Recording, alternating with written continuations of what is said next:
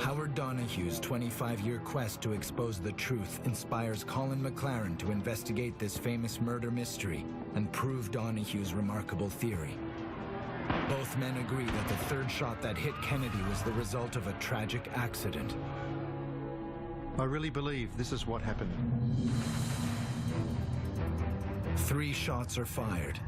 The first is by Lee Harvey Oswald. It misses, but a ricocheting fragment of the bullet hits the president, causing him to say, "My God, I'm hit." At the sound of gunfire, Agent George Hickey turns to look up at the 6th-floor window. Oswald fires again. The second bullet enters the president's back and exits his neck, hurtling forward into Governor Connolly's back and exiting through his chest. Hickey picks up the AR-15 to return fire and flicks off the safety. As the follow-up car lunges forward, he loses his balance and accidentally pulls the trigger. The presidential car is rushed to Parkland Hospital, and a massive cover-up begins. This forensically constructed account has long been supported by previously ignored eyewitness statements. I saw the president grab his chest and fall forward, and I think I saw a few men in plainclothes shooting back. After the first shot, the Secret Service man raised up in the seat with a machine gun. Both Donahue and McLaren find that 11 people are able to put the assault rifle in George Hickey's hands at or before the time of the third shot. 7 of the 11 are Hickey's fellow Secret Service agents. McLaren and Donahue also identified 10 people who testify that they smelt gunpowder at street level, at or around the time of the shooting. You don't smell gunpowder unless you're upwind of it, and it blows in your face. To McLaren, the behavior of the Secret Service agents at Parkland Hospital is evidence they knew one of their agents shot JFK. Documented accounts of physical and verbal threats and the determination to prevent an immediate autopsy, despite the law, speak to a cover-up. Well, either you move, or we run it over you. The autopsy in Bethesda, Maryland is also suspicious to McLaren. Mind your own business. Overcrowding in the room, the Secret Service's constant interference, the pressure cooker autopsy, lost photographs, falsified x-rays, and the missing brain of one of the most famous men in history all point to conspiracy. We talked about it to anybody at all, well, we'd be court-martialed. Finally, there's the Warren Commission itself, with its unsummoned witnesses, unheard testimonies, unanswered questions, and unpresented evidence. Colin McLaren believes the Warren Commission had their shooter conveniently dead. They had their murder weapon, they had a plausible forensic account of a 3-bullet assassination. Case closed. George Hickey never takes the stand to be cross-examined about his statement. He never speaks publicly about the assassination. He dies in 2005. I think if my father could see George Hickey now and say something, he would say, "I'm sorry. I'm sorry for what happened to you." He arrived at this conclusion through facts, evidence, and just his knowledge of ballistics. And unfortunately, it led to Mr. Hickey, but it was never his intention to paint him as a bad guy or disparage him in any way. And he had great sympathy for Mr. Hickey. It's tragic that John Kennedy's life had to end in that way. And in a way, it's almost like he's continued to die through the years because he just hasn't been able to rest in peace. And I would, for his sake, because I admired him very much, for his sake, I would like to be able to see this thing resolved once and for all, put to rest.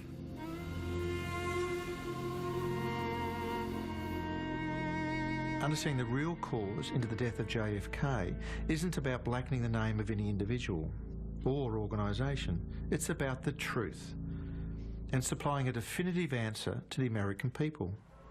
An answer no more complex than a tragic accident colliding with a foolhardy assassination attempt. Maybe it's time to see the smoking gun and then to quietly close the door behind history's most talked about and debated crime scene.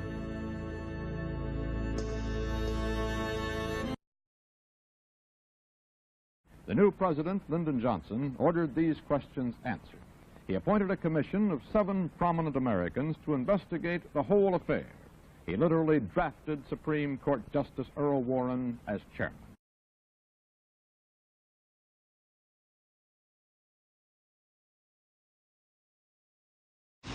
I am convinced beyond any doubt that I was not struck by the first bullet. I know that I heard the first shot, that I turned to my right to see what was happening. Seeing nothing, I was in the process of turning to my left, and I was struck by a second shot. The third shot struck the president, but did not strike me.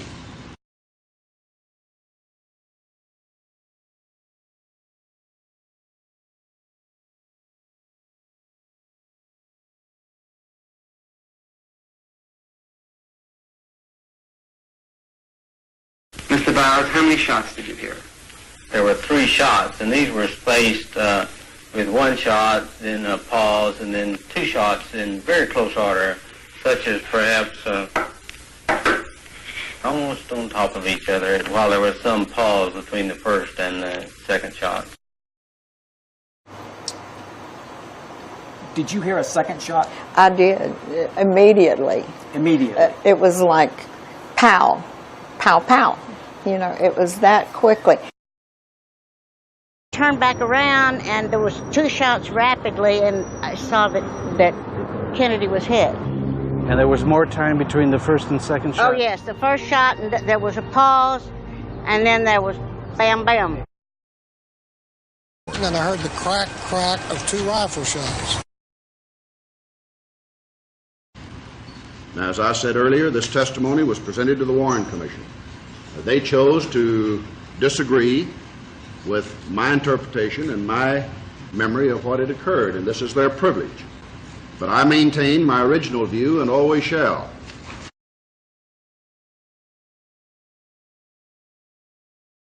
The government's first theory fell apart when eyewitness James Tague came forward. And then I heard the crack, crack of 2 rifle shots. I stood here stunned for a moment. Reached up, touched my face. There was a couple drops of blood. Tague was hit by a ricochet of a bullet that missed the limousine. The bullet had hit the curb right here, which, as you can see, is in a direct line with the 6th floor and the president's car circling down Elm Street. This caused the Warren Commission to take a new look at their theory that all 3 bullets had hit in the limousine.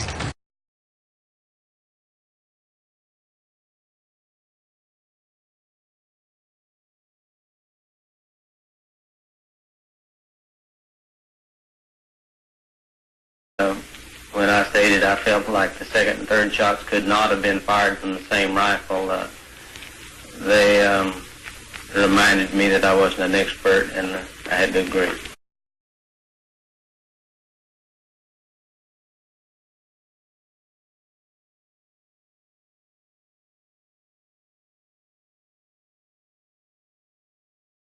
I heard 3 shots. You heard 3 shots? Immediately? It was like pow, pow, pow.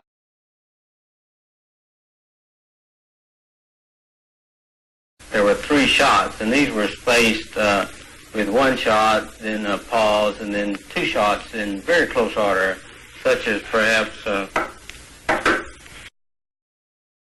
The first shot, and there was a pause, and then there was bam, bam. I heard the crack, crack of 2 rifle shots.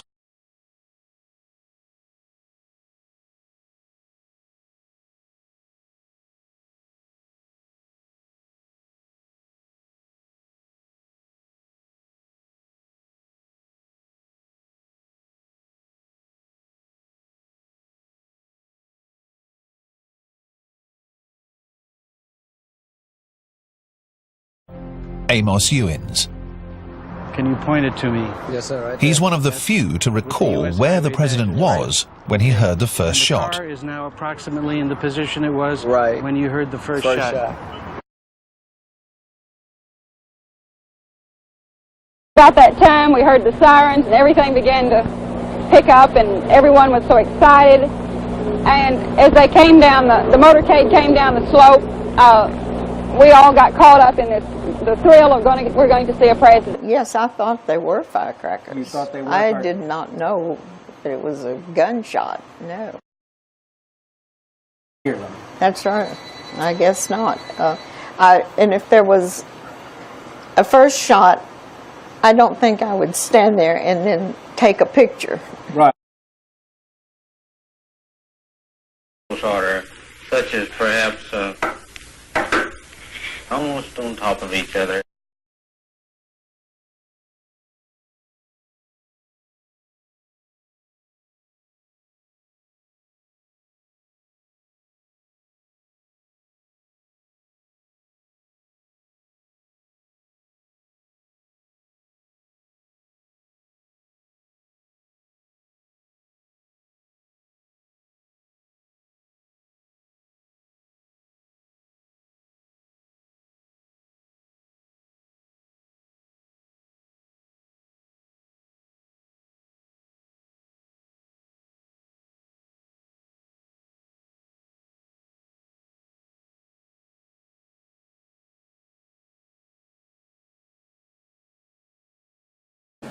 There was a shot came from up the upper end of the street. I couldn't say then at that time that it came from the bookstore. And Governor Connolly sitting in front of him on the right side of the car, tried to turn to his right, and he was sitting so close to the door he couldn't make it that way, and he turned back like that with his arm out to the left. And about that time, the second shot was fired and pulled him over in her lap because he fell over in her lap. And about that time, there was a third report that wasn't nearly as loud as the two previous reports. And then there was a fourth report. And the third and the fourth report was almost simultaneously. But the third report wasn't nearly as loud as the two previous reports or the fourth report.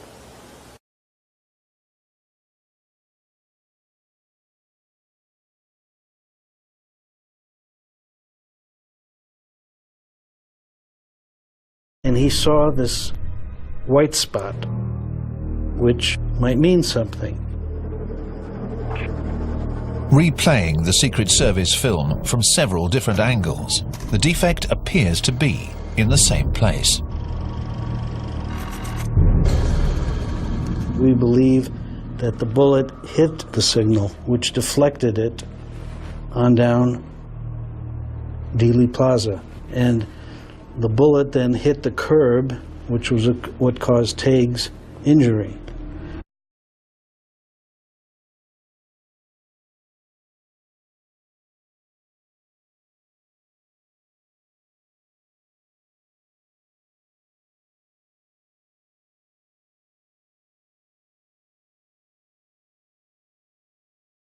And give me a better explanation. Killing me, Smalls! See is in a direct line with the 6th floor and the president's car circling down Elm Street.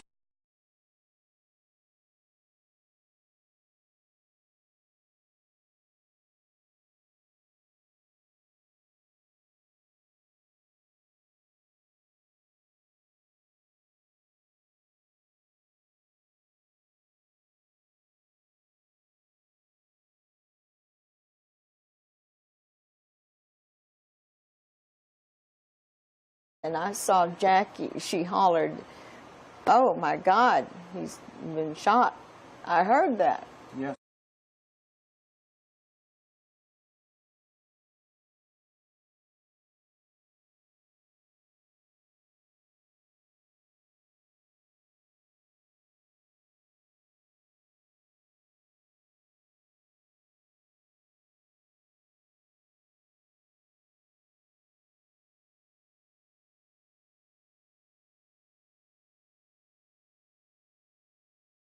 You that the presidential limousine slowed down or stopped at any point?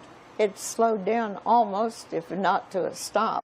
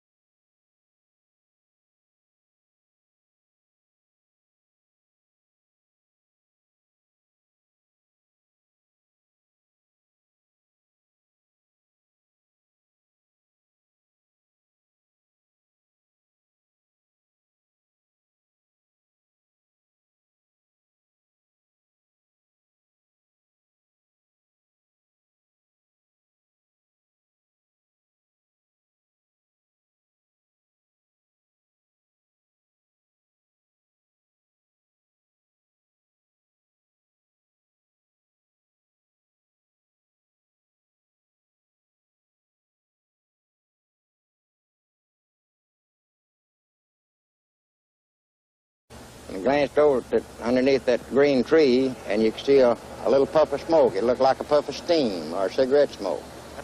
And the smoke was about, 8 or 10 feet off the ground. And you see what, a man? No, I just saw the smoke and the light from the nowhere.